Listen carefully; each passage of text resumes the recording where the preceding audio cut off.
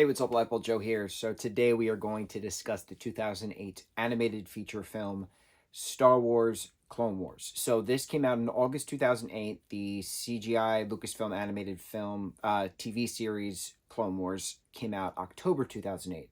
So this hour and a half long film is basically the intro to the show, which again takes place between episode 2 and episode 3, Attack of the Clones and Revenge of the Sith appropriately.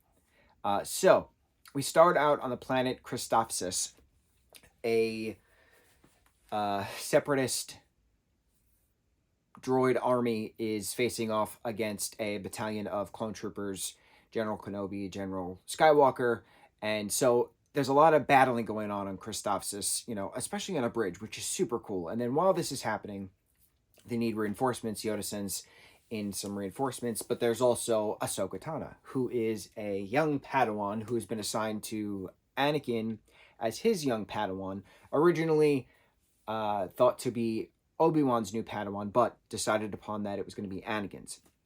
Which is funny that it happens in the actual story, because it happened in real life. Dave Filoni directed this film, and he wanted Ahsoka to originally be Obi-Wan's new Padawan, but George Lucas was like, no, she's got to be Anakin's Padawan. And so that's how it happened. So we get the introduction of them, introduction of Rex and Cody, Commander Rex, Commander Cody.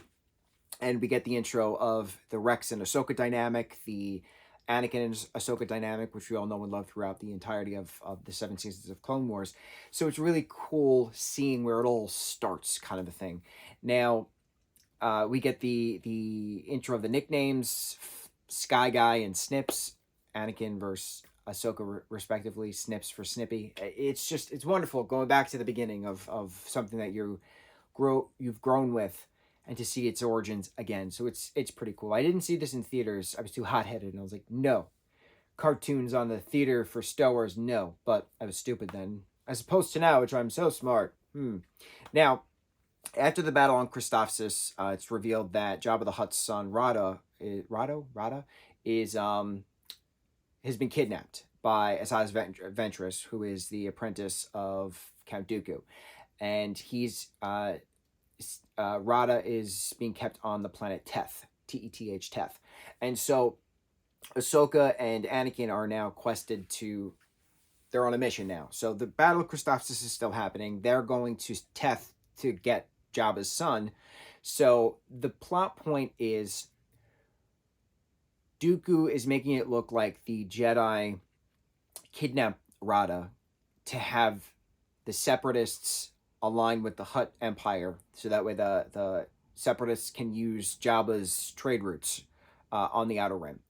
Otherwise, if it's revealed that the Separatists who did actually kidnap Rada, technically, then that way the Republic will get the Hutt Empire on their side. That way they can use Jabba's trade routes on the Outer Rim. Whoever brings back Rada basically wins the trade routes, essentially. Very simple plot point, but it's very interesting going through this. We get Asajj's character development starting here, and her character arc throughout all of Clone Wars is just absolutely gorgeous within the TV series. Having it revealed that she is the apprentice to Dooku is very interesting. Having a Dooku-Anakin rematch, very interesting, but it's cut short when he shows him that Ahsoka is actually in trouble after they wind up getting back to Tatooine. There's more battles going on there. But while that's all happening in regards to Jabba's son, there's stuff going on in Coruscant. So Senator Amidala, is on a quest now to get the truth in regards to what's going on with Jabba's son, and it turns out it's actually Jabba's Uncle Zero, who enlisted Count Dooku and Separatists to kidnap Rada, so that way he can take on the Hutt throne, as was his birthright, but it was given to his nephew. And so it's very, very gangster in regards to what family member is going to betray whom, when, and all these things, right? And so getting the clones to help save Padme on Coruscant, very cool. Convincing Jabba then that it was actually the Separatists and Count Dooku and Zero who were behind the kidnapping of Rada instead of Anakin and Ahsoka. it was great coming it all together. And this is so quick. It's an hour and 30 something minutes long. It's like watching the first 3 episodes of the TV series. It's just the first third is a plot, and the second third is a plot, and the third is a plot, and it just all forms together so well. So it's really cool watching this, knowing that it all starts out the Clone Wars TV series, knowing that we have all these gigantic battles moving forward on this planet, in this rim, in this system, right?